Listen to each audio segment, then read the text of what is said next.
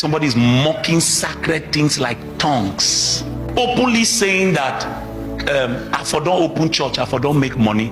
The minister of Jesus is laughing. Abomination of desolation is standing in the holy place. Fun. You may not like what I'm saying, but I say don't worry for me. I'm not the tire. It's what I was born for. My goal is to prepare the church for the coming of the King, and the true church will emerge. It has already started emerging.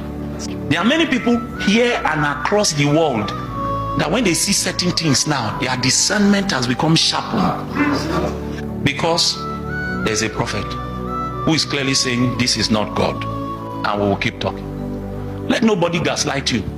When you talk and you say, no, that thing was not correct, you say, what about the brother? What if he falls into depression? What about if a generation becomes corrupted? What if a generation becomes corrupted? They say, because I was a sinner, me that was already fornicating when I was 12 years old, I'm coming to talk about, that person, I almost wept for the person. That kind of spiritual illiteracy is shameful. One of the greatest apostles, if not the greatest apostle of scripture, he was not afraid to tell you his past. He said, this is a great saying. He said, God came to save sinners, of whom I am chief. I'm a chief sinner. God came to save me. Nobody dared in the Corinthian church to tell Paul that, because you were a sinner before, because you were killing anybody. When he wrote to them and said, so there is an immoral man amongst you, and you have not cast that man out. Nobody say, how dare you condemn you that was a sinner before? Rubbish talk.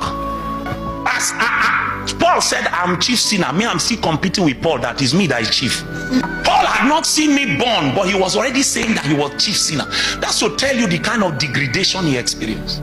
But yet when he found immorality in the Corinthian church, he said, I'm surprised that you have not cast out the one that is doing that thing from you.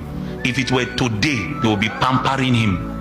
Then me from Worry in the village, if I say, cast that immoral man out, they will say, he's condemning, he's judging. Paul didn't only say cast him out, he said commit him to Satan. That's why we say what we say, not to shame any man. If it was done in public, we must address it where?